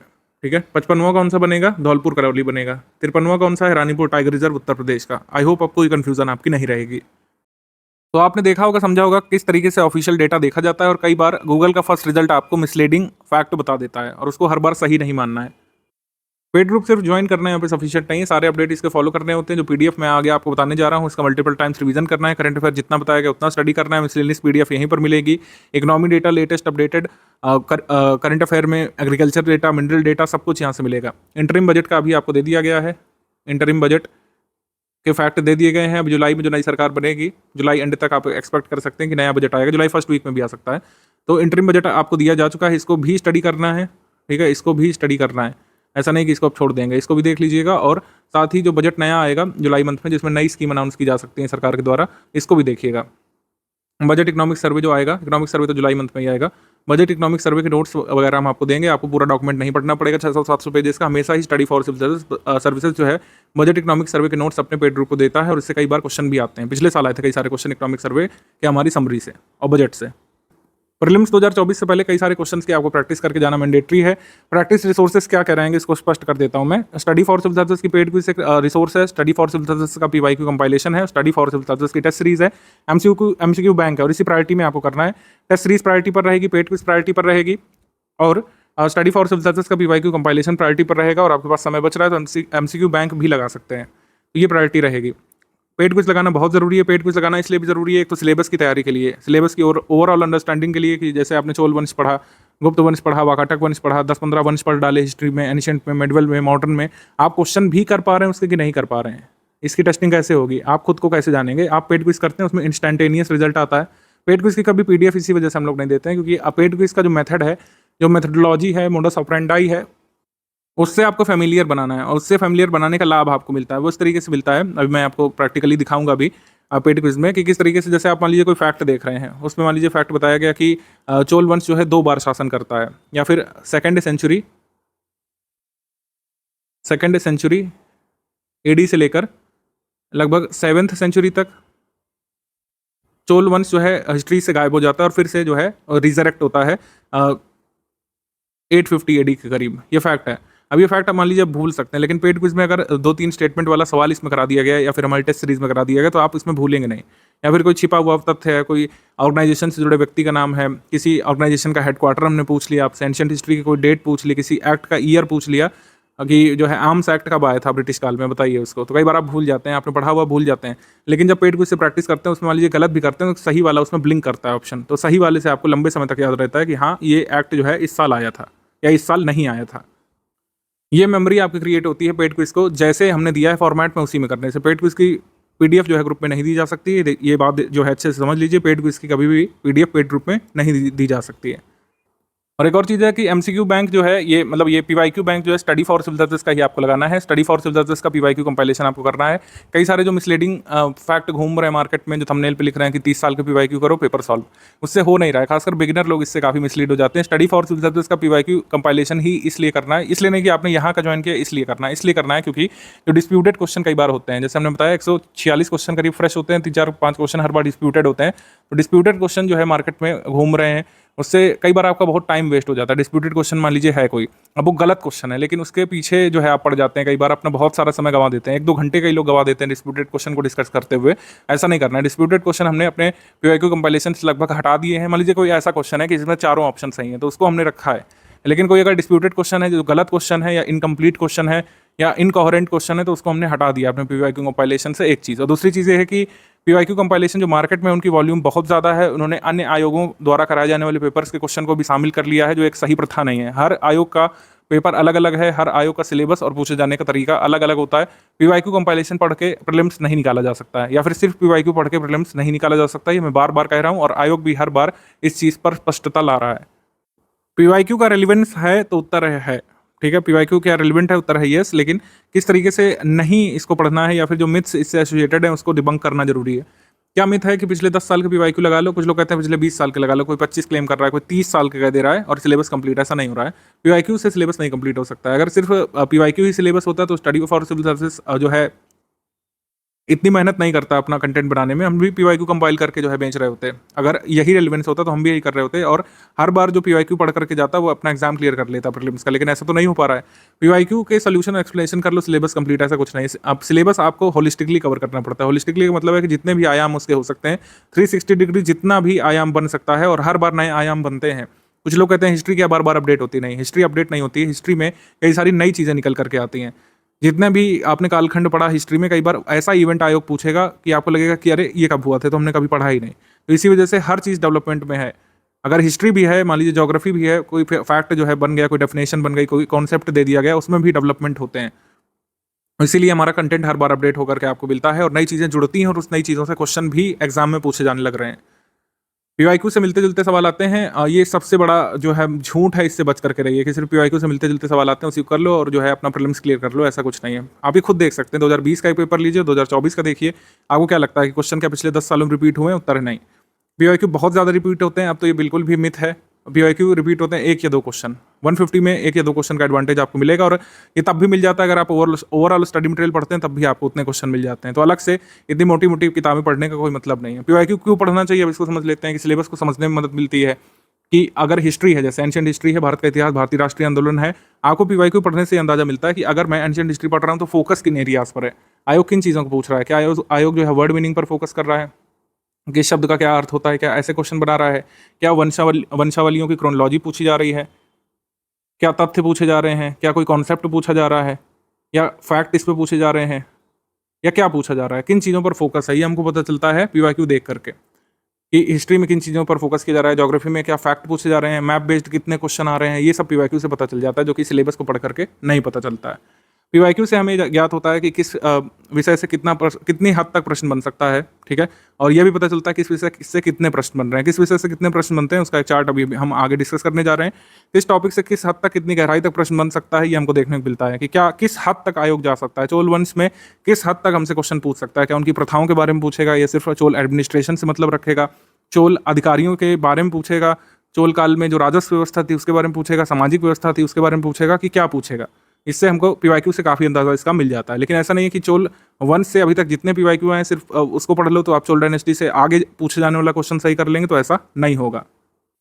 पेड क्विज की हम बात कर रहे थे, स्टडी फॉर सिविल सर्विसेज का यूपीपीएससी 2024 का पेड क्विज ग्रुप है, इसको आप देख सकते हैं। इसमें लगातार क्वेश्चन कराए जा रहे हैं। इसमें अगर आपको पहले क्वेश्चन पे जाना है तो आप ये पिंड मैसेज पे जा सकते हैं। ये पिंड मैसेज पे आए, यहाँ पर जो है आपको देखने को मिल जाएगा, ये पिंड मैसेज पर आ जाएंगे। इसमें फर्स्ट क्वेश्चन का लिंक इसमें मिल जाएगा। ये फर्स्ट क्वेश्चन लिंक यहाँ पे दिया हुआ है, इस पर क्लिक कर देंगे तो ये फर्स्ट क्वेश्चन आपको यहाँ पे मिल जाएगा। पहला क्वेश्चन जो ग्रुप में अपलोड किया गया था जून 2023 में अपलोड किया गया था। आप कोशिश करिए कि जो करंट अफेयर है वो नवंबर 2023 से पहले का करंट अफेयर क्वेश्चन चाहे तो आप ना सॉल्व करिए, लेकिन बाकी क्वेश्चन आपको सारे सॉल्व करने चाहिए जितने भी पेड क्विज में कराए जा चुके हैं। सारे के सारे क्वेश्चन इंपॉर्टेंट है और इसका लाभ आपको रियल एग्जाम में मिलेगा, ठीक है। अभी नहीं पता चलता, रियल एग्जाम में आपको लाभ मिलता है जब डायरेक्टली पेड क्विज का क्वेश्चन आपके क्वेश्चन पेपर में देखने को मिलता है। इनमें से किस भगवानों को लोकपाल या विश्व के संरक्षक के रूप में माना जाता है? तो हमारा आंसर इसमें हो जाएगा ए, यहाँ पे सही है।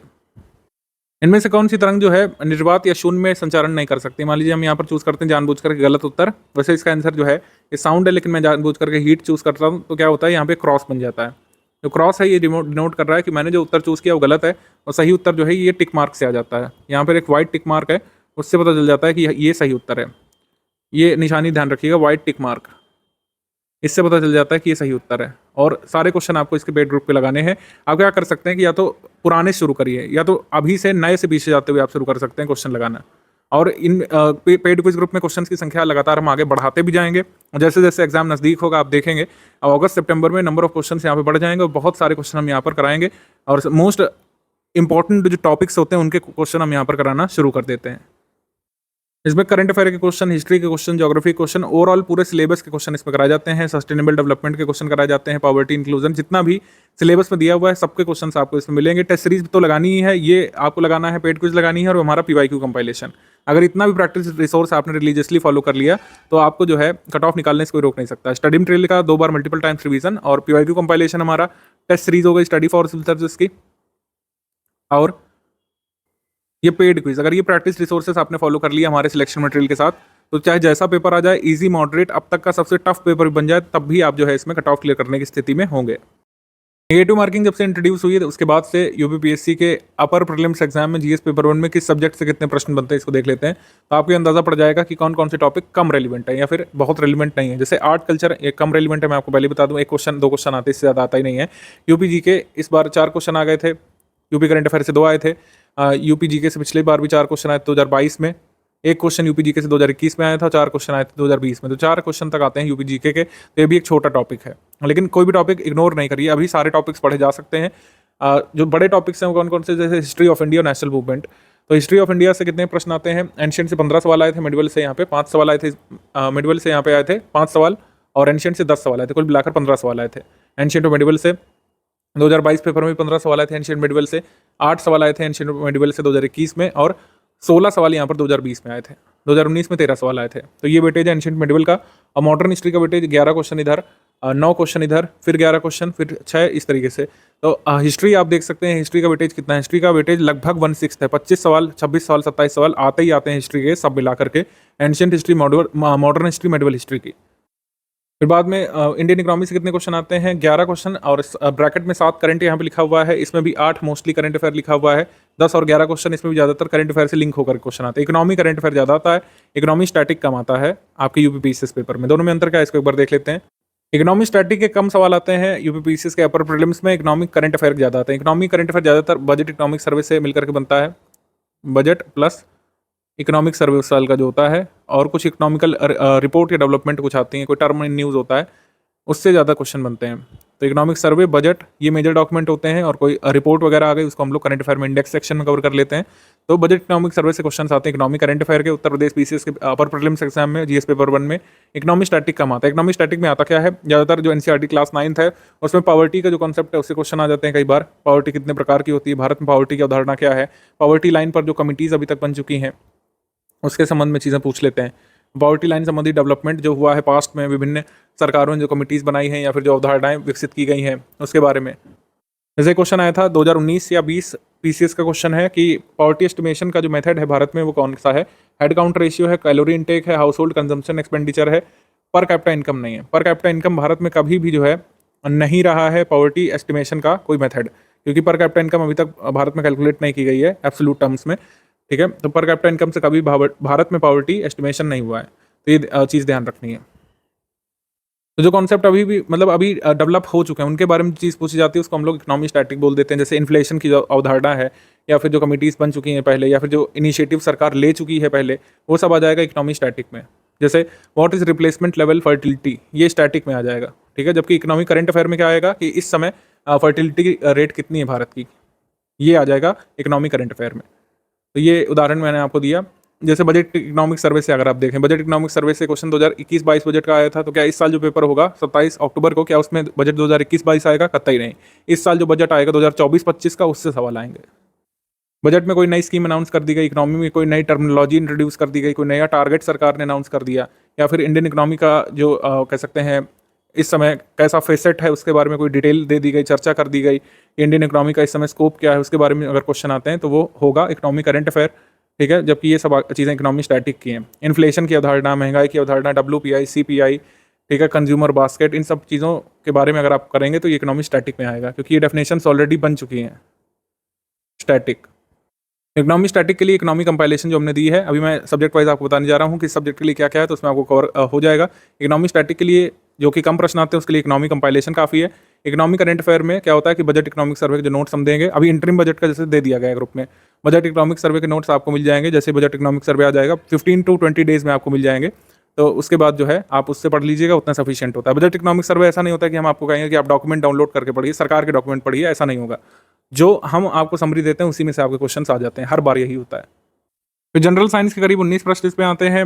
22 प्रश्न यहाँ पर आए थे 2022 में, 24 आ गए थे 2021 में, 11 प्रश्न आए थे 2020 में, 2019 में आए थे 22 प्रश्न। तो इस तरीके से जनरल साइंस आपके एग्जाम में आती है। साइंस टेक्नोलॉजी के भी कुछ क्वेश्चन आते हैं, वो मंथली करंट अफेयर में कवर हो जाते हैं।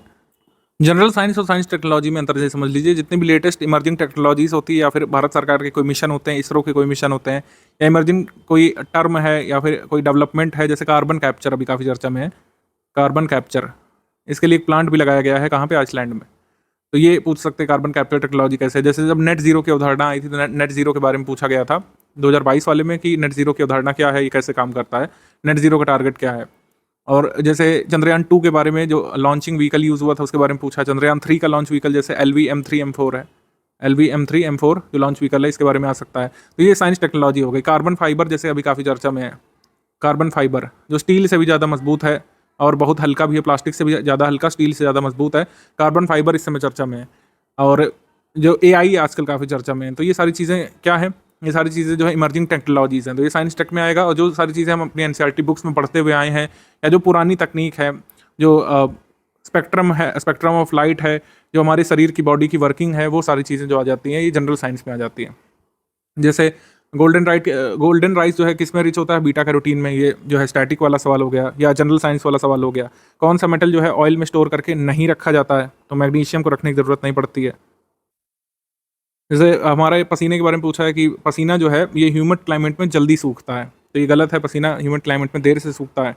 और जो है sweat evaporates faster in humid climate, तो ये दोनों ही कथन यहाँ पे रॉन्ग हो गए। तो इस तरीके से जो है हमारी बॉडी की वर्किंग संबंधी जो चीज़ें पूछी जाती हैं, जो जितने भी मटेरियल हम अपने अराउंड देखते हैं। फ्रीऑन किस में काम आता है, रेफ्रिजरेशन में। आइडोफॉर्म एंटीसेप्टिक है। ट्राई नाइट्रोग्लिसरीन विस्फोटक है, TNT।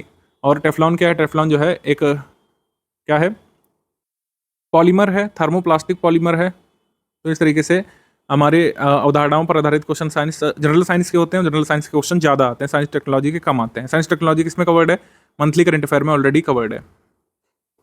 इंडियन पॉलिटी के 22 प्रश्न आते हैं इसमें। 16 प्रश्न आए थे 2022 में, 26 प्रश्न आ गए थे 2021 में, 20 प्रश्न 2020 में और 20 आए थे 2019 में। तो इतने पॉलिटी के क्वेश्चन होते हैं।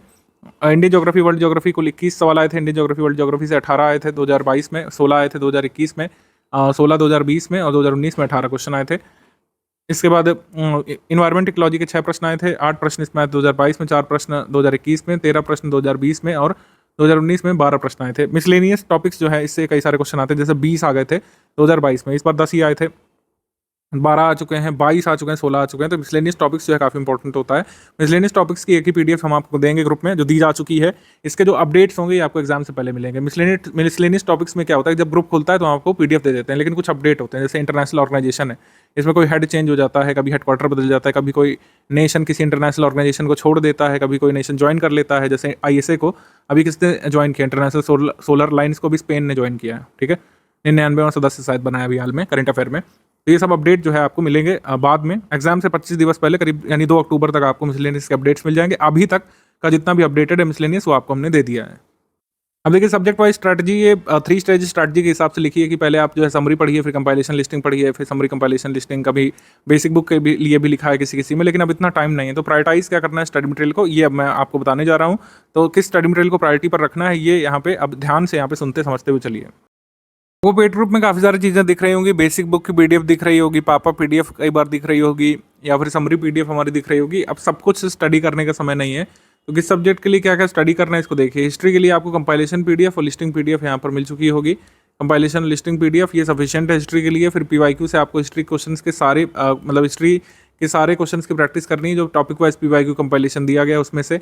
और टेस्ट सीरीज से हिस्ट्री क्वेश्चंस आप सॉल्व करेंगे। पेड क्विज से तो करेंगे ही, पेड क्विज जितनी भी आएगी, मतलब पेड क्विज में मिक्स क्वेश्चन कराए जाते हैं, तो हिस्ट्री के जितने भी क्वेश्चंस पेड क्विज में होंगे वो हेल्प करेंगे। तो इस तरीके से हिस्ट्री की प्रिपरेशन यहाँ पे कंप्लीट होगी।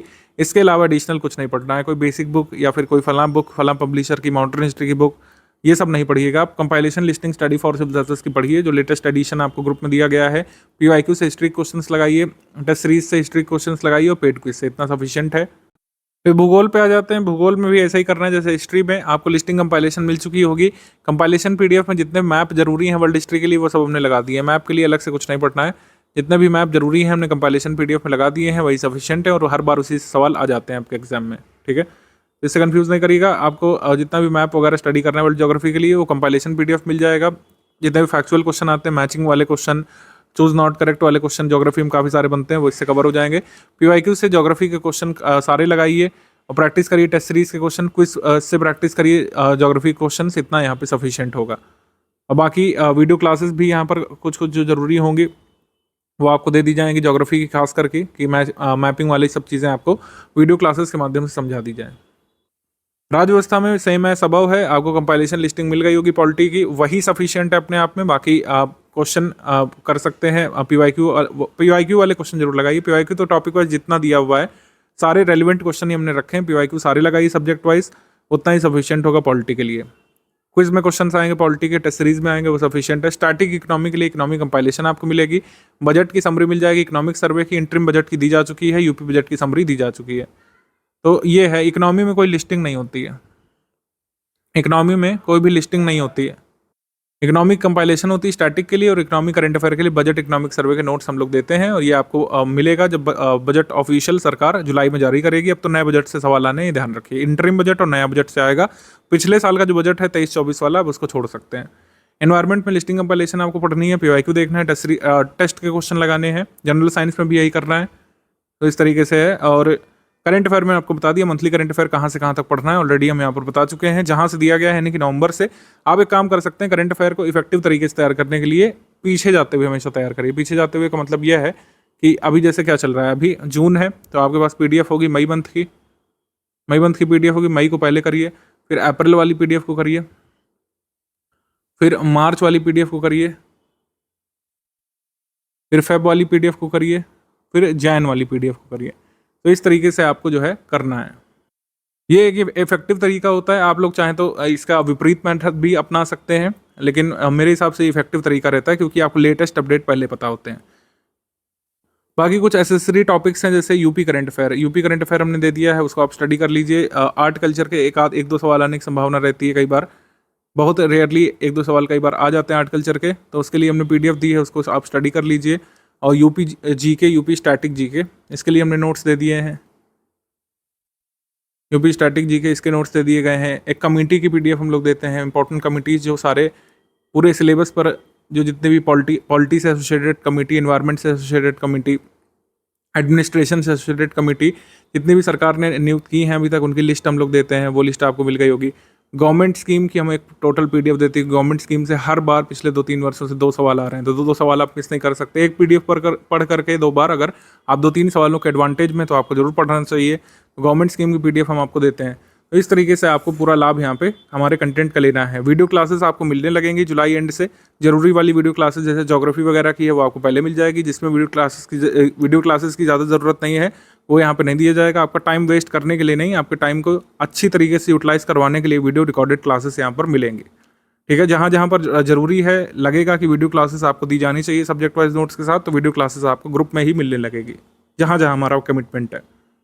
पिछले 4 वर्षों के पेपर में ये एनालिसिस हमारी कहती है कि इस तरीके से क्वेश्चंस आते हैं आपके पेपर में। नंबर ऑफ इजी क्वेश्चंस करीब जो है 40 रहते हैं, जिसमें 35 से 37 आपको निकालने चाहिए। अगर आप हमारा स्टडी मटेरियल पढ़ते हैं तो इतना नंबर अचीव कर सकते हैं, कोई बड़ी बात नहीं है। मॉडरेट टाइप के क्वेश्चन 60 से 70 आते हैं, इसमें 50 क्वेश्चन आपको निकालना चाहिए। और डिफिकल्ट लेवल के जो 30-40 क्वेश्चन आते हैं, अगर आपने 10 भी निकाल लिए तो ये कट ऑफ का आंकड़ा आप इसमें टच कर सकते हैं। नोट मेकिंग के लिए कई लोग पूछते हैं क्या नोट्स बनाने चाहिए। जो लास्ट में हमने प्रायोरिटी बेस्ड स्टडी मटेरियल जो आपको बताया, जिन पर प्रायोरिटी आपको रखनी है, लिस्टिंग कंपाइलेशन, वो ऑलरेडी ज़्यादातर चीज़ें नोट्स फॉर्म में है, ऑलरेडी वो नोट्स फॉर्म में है। अगर आप उनको शॉर्ट कर सकते हैं, उनमें से शॉर्ट रेलिवेंट क्रिस्प इन्फॉर्मेशन जो पीवाईक्यू के अनुसार हो, उसको अगर निकाल सकते हैं तो नोट करिए। अदरवाइज नोट मेकिंग अब मैं यहाँ पर मैंडेटरी नहीं मानूंगा। अगर आपको लगता है कि नोट मेकिंग आपकी स्किल्स को इन्हेंस करती है तो ज़रूर नोट मेकिंग कर सकते हैं। लेकिन अगर आपको लगता है कि बहुत टाइम कंज्यूमिंग है, आप नहीं वहाँ तक पहुँच पा रहे हैं, तो उसको इग्नोर भी कर सकते हैं। मतलब पेपर क्लियर करने के लिए क्या नोट मेकिंग करना ज़रूरी है, हो सकता है, लेकिन क्या ये मैंडेटरी है, क्या इसके बिना पेपर नहीं क्लियर हो सकता? तो मैं कहूँगा ऐसा नहीं है। मंथली करंट अफेयर है, वो ऑलरेडी नोट्स फॉर्म में, आप उसको मल्टीपल टाइम्स रिवाइज करिए। उसका नोट मेकिंग करने की ज़रूरत क्या है, वो ऑलरेडी बहुत शॉर्ट में। ठीक है, अगर आप उसको 1 पेज में ला सकें, 2 पेज में ला सकें, आप जो है 15-16 पेज की पीडीएफ को अगर आप 1-2 पेज में ला सकते हैं बहुत शॉर्ट लिख करके, तो आप ऐसा चाहें तो कर सकते हैं। अगर ये स्किल आपके पास नहीं है तो फालतू में टाइम वेस्ट करने की ज़रूरत नहीं है, मल्टीपल टाइम्स रिवीजन पर भी रिलाई कर सकते हैं। नोट मेकिंग करने का एक मेथड मैं अभी आगे इसमें जोड़ दे रहा हूं, जो हमने पेड ग्रुप को बताया था। आप इसको चाहें तो अपना सकते हैं, अदरवाइज मल्टीपल टाइम्स रिवीजन भी अपने आप में सफिशिएंट है।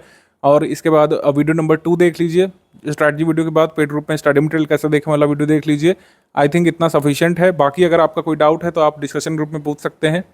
डाउट क्लियरेंस वाला जो ग्रुप है, डाउट क्लियरेंस वाले ग्रुप में पूछ सकते हैं। उसमें जो भी आप डाउट पूछेंगे विदिन 6 आवर्स उसका आपको रिप्लाई किया जाता है। जो लोग 9000 वाले ग्रुप में हैं उनको डाउट क्लियरेंस वाला सपोर्ट मिलता है। कोई भी आप डाउट पूछेंगे, चाहे वो हिस्ट्री का डाउट हो, करंट अफेयर का डाउट हो, पॉलिटी का हो, वो अगर डाउट आपका यूपीपीएससी प्रीलिम्स सिलेबस के एम्बिट में आता है तो आपके डाउट को अच्छी तरीके से बताया जाता है।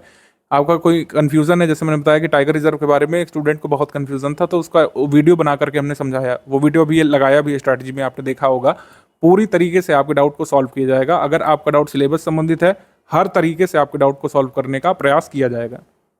मिसलेनियस टॉपिक्स में ये सारी चीज़ें आती हैं। अब इसमें देखिए कई बार कुछ अपडेट होते हैं, ठीक है। तो जो अपडेट अगर मान लीजिए होता है एनएफएचएस का, मान लीजिए नया डेटा आ जाता है आपके एग्जाम से पहले, तो उसका जो अपडेट है वो हम कब देंगे आपको? 2 अक्टूबर तक दे देंगे। एग्जाम से 25-26 दिवस पहले हम जो भी अपडेट होता है मिसलेनियस का वो आपको दे देते हैं। लेकिन ऐसा नहीं कि मिसलेनियस अभी पढ़ना ही नहीं है। मिसलेनियस आप पढ़िए, जो भी अभी तक दिया गया अपडेटेड आप उसको पढ़ते रहिए। कोई भी अपडेट होगा अलग से आपको दिया जाएगा उसमें। वीडियो नंबर 2 आप देख सकते हैं, स्टडी मटेरियल कैसे देखने वाला वीडियो स्ट्रैटेजी। आई होप मैंने सारी चीज़ें क्लियर कर दी हैं। फिर भी आपको कोई डाउट है तो आप डाउट क्लियरनेस वाले ग्रुप में पूछ सकते हैं। यूपीपीएससी जैसे स्टेट पीसीएस के प्रीलिम्स पेपर में 80-90% पेपर फैक्ट बेस्ड होता है, और मेंस में भी आप देखेंगे कई सारे डिस्क्रिप्शन बेस्ड सवाल पूछे जाते हैं। तो जो कंटेंट आपके ग्रुप में जो दिया जा रहा है लगातार, चाहे वो डेली करंट अफेयर के फॉर्म में हो, चाहे मंथली करंट अफेयर के फॉर्म में हो, किस तरीके से एक कॉम्प्रिहेंसिव वे में उसको नोट किया जा सकता है अपने पास, किस तरीके से नोट मेकिंग की जानी चाहिए, किस तरीके से आप एक बेसिक स्ट्रक्चर बना सकते हैं अपने नोट्स का, इसके बारे में यहाँ पर बात कर लेते हैं। ये जो स्ट्रक्चर है ये एक आपको इनसाइट देगा, आप अपना खुद का स्ट्रक्चर बना सकते हैं, वो सबसे बेस्ट होता है। मैं आपको कुछ इनसाइट्स बेसिकली यहाँ पर देने वाला हूँ कि किस तरीके से आपको नोट मेकिंग करनी चाहिए। नोट मेकिंग के लिए सबसे पहले मैं हमेशा जैसे स्ट्रैटेजी में भी बताता हूँ आपको कि आपको पहले तो डिसाइड कर लेना है कि क्या नोट किया जाना चाहिए और क्या नोट नहीं किया जाना चाहिए। जैसे कुछ टेबल्स होती हैं, कुछ लिस्ट्स होती हैं, जैसे टेबल्स है कि कौन सी ऑयल रिफाइनरी इस राज्य में है, तो इसकी नोट मेकिंग करने की मेरे हिसाब से कोई आवश्यकता है नहीं, अनलेस ऑयल रिफाइनरी कोई एक पर्टिकुलर हो, उसकी कोई विशेषता हो। जैसे कोई एक ऑयल रिफाइनरी होगी जैसे जामनगर की, वो तेल शोधन क्षमता के लिहाज से लार्जेस्ट होगी इंडिया में, तो उसको आप अलग से नोट कर सकते हैं कि हाँ जामनगर की ऑयल रिफाइनरी अपनी ऑयल रिफाइनिंग कैपेसिटी के मामले में पूरे इंडिया में लार्जेस्ट है। इस तरीके से आपको पूरी टेबल नोट नहीं करनी चाहिए, क्योंकि ऑलरेडी टेबल बनी हुई है, उसको आप मल्टीपल टाइम्स रिवाइज करिए। जैसे लोकल विंड और किस कंट्री में वो लोकल विंड फ्लो करती है उसकी लिस्ट है, कौन सा करंट कोल्ड करंट है, कौन सा हॉट करंट है, कौन सा करंट कहाँ किस रीजन में फ्लो करता है, कौन सा डेजर्ट किस कंट्री में है, कौन सा वोल्केनो किस कंट्री में है, कंट्री कैपिटल, इनको नोट करने की जरूरत नहीं, इनको आप मैप से देखिए और मल्टीपल टाइम्स रिवाइज करिए।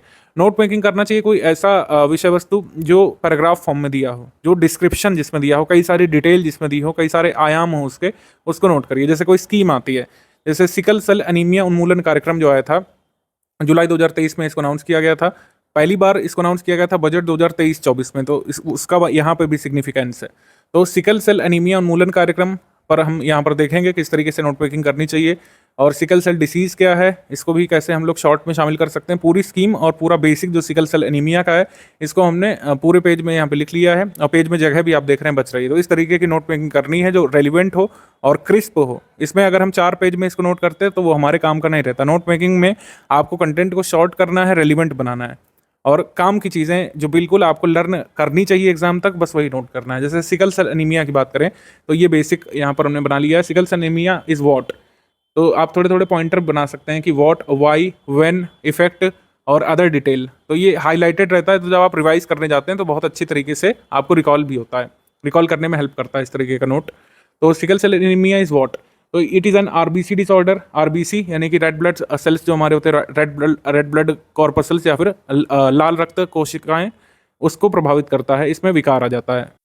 अब इसमें विकार आ जाता है, आरबीसी का आकार यहाँ पर बदल जाता है, आरबीसी का आकार विकृत हो जाता है। नॉर्मल आरबीसी का जो शेप होता है वो होता है बाइकॉनकेव, और सिकल सेल अनीमिया जब हो जाता है किसी व्यक्ति को तो उसके आरबीसी का कह सकते हैं आकार, आकृति कैसी हो जाती है, सिकल जैसा। सिकल का मतलब क्या होता है, सिकल इज व्हाट, सिकल का मतलब होता है दरांती, दरांती या हाशिया या हंसुआ जिसको बोलते हैं, वैसा हो जाता है, दरांती के शेप का हो जाता है। और दरांती के शेप का होने के बाद ये होता है कि फ्लेक्सिबल नेचर जो होता है आरबीसी का वो चला जाता है। अब थोड़ा सा बेसिक साइंस यहाँ पर आपको पता होना चाहिए कि आरबीसी में न्यूक्लियस जो है वो प्रेजेंट नहीं होता है, आरबीसी में न्यूक्लियस नहीं प्रेजेंट होता है, नॉट प्रेजेंट न्यूक्लियस। तो इससे क्या होता है कि आरबीसी बहुत फ्लेक्सिबल होता है, पतली पतली जो हमारी कैपिलरीज होती हैं उससे फ्लो कर जाता है। जबकि जब सिकल शेप का हो जाता है तो रिजिड हो जाता है, और पतली पतली कैपिलरीज जो होती हैं, रक्त धमनियाँ, उसमें फंसने लगता है। तो आरबीसी अच्छे से जो वर्क है उसका वो नहीं कर पाता है। आरबीसी का वर्क क्या है, ऑक्सीजन को पूरी बॉडी में ट्रांसपोर्ट करना। अब यहाँ पर क्या की बात हो गई, अब बात कर लेते हैं क्यों की, क्यों होता है ये सिकल सेल डिसीज। ये एक जेनेटिक डिसऑर्डर है, तो जेनेटिक कमियों के कारण होता है। जेनेटिक कमी क्या है, पॉइंट म्यूटेशन है। पॉइंट म्यूटेशन जो बीटा ग्लोबिन चेन में हो जाता है हीमोग्लोबिन में, उसके कारण होता है। ये आपको एज इट इज लर्न करना पड़ेगा। अब इसमें अगर हम डेप्थ में जाएंगे कि what is point mutation, what is a beta globin chain, तब ये बहुत बड़ा नोट हो जाएगा। तो इस तरीके से नोट पिकिंग नहीं होती है। हमारा जो करंट अफेयर आएगा उसमें दिया होगा पॉइंट म्यूटेशन क्या होता है, बीटा ग्लोबिन चेन कैसे बिगड़ जाती है, इसका पूरा डायग्राम वगैरह दिया होगा। लेकिन वो आपके समझने के लिए, जो एग्जाम के लिए वो याद रखना है, वो सिर्फ इतना है कि HbA यानी हेल्दी जो हीमोग्लोबिन है चेन, वो किससे रिप्लेस हो जाती है, HbS से, यानी कि HB सिकल सेल से। तो ये प्रभावित करती है। इसका कारण क्या है, पॉइंट म्यूटेशन, पॉइंट म्यूटेशन। और इसका प्रभाव क्या है, ऑक्सीजन शॉर्टेज हो जाती है बॉडी में, एक्यूट चेस्ट सिंड्रोम होता है, हाथ पैर फूलने लगते हैं कई बार। और ट्राइबल एरियाज ऑफ पॉपुलेशन काफ़ी ज़्यादा इससे इफेक्ट होते हैं। ट्राइबल पॉपुलेशन के बारे में डेटा आया था कि जितने भी ट्राइबल एरियाज में मान लीजिए 87 बच्चे अगर जन्मते हैं तो उनमें से एक प्रभावित होता है सिकल सेल डिसीज से, SCD से, सिकल सेल एनीमिया से। कौन से टेस्ट यूज़ किए जाते हैं, ये आपका बेसिक वाला हो गया। जैसे इसमें पूछ सकते हैं कि भाई कौन कौन से टेस्ट से हम पता लगा सकते हैं किसी व्यक्ति को सिकल सेल डिसीज हो चुकी है। तो high performance liquid chromatography test, या फिर HPLC test, full blood count test जिसको CBC बोलते हैं, HB इलेक्ट्रोफोरेसिस काम आता है, और आइसो इलेक्ट्रिक फोकसिंग भी इसमें काम आता है।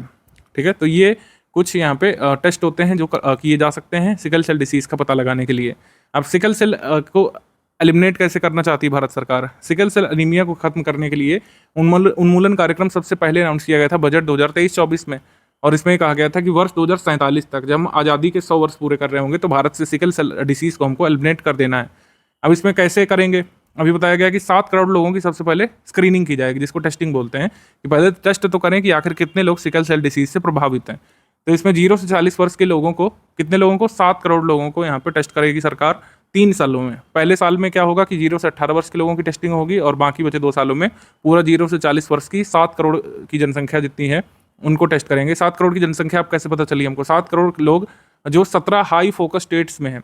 ये स्कीम जो है, या फिर ये उन्मूलन कार्यक्रम पूरे भारत में लागू नहीं किया गया है। ये एक फैक्ट आपके एग्जाम में आ सकता है कि 2 स्टेटमेंट दे दिया, उसमें लिख दिया कि सिकल सेल एनीमिया उन्मूलन कार्यक्रम को पूरे भारत में लागू कर दिया गया। ये गलत हो जाएगा, क्योंकि इसको 17 हाई फोकस स्टेट में लागू किया गया है। अभी कहाँ से इसको लॉन्च किया गया था, इसको ऑफिशियली लॉन्च किया था PM मोदी जी ने जिला शहडोल मध्य प्रदेश से, जिला शहडोल MP से 1 जुलाई 2023 से। अगर कहें किस बजट में अनाउंस किया गया था, जैसे पेपर में आया था शायद 2022 वाले में, आई थिंक 23 वाले में आया था, 22 वाले में, कि जल जीवन मिशन किस बजट में अनाउंस किया गया था। उसमें नहीं पूछा किस तारीख को अनाउंस किया गया, उसमें पूछा किस ईयर के बजट में उसको अनाउंस किया गया था। तो ऐसे ही अगर सिकल सेल एनीमिया उन्मूलन कार्यक्रम को देखें, sickle cell disease elimination programme was first announced in budget 2023-2024, और ऑफिशियल डेट अगर पूछे तो 1 जुलाई 2023। इस तरीके से हमको देखना है। 17 हाई फोकस स्टेट्स के नाम एक बार देख लेंगे। क्या उसमें हमारा राज्य उत्तर प्रदेश शामिल है, तो उत्तर है हाँ, उत्तर प्रदेश राज्य शामिल है 17 हाई फोकस स्टेट्स में। तो इस तरीके से आपको नोट मेकिंग यहाँ पे करनी चाहिए। आप 3-4 पेज का कंटेंट जो है अगर आधे पेज में लाने लग रहे हैं तो समझ लीजिए आपको नोट मेकिंग समझ में आ गई है।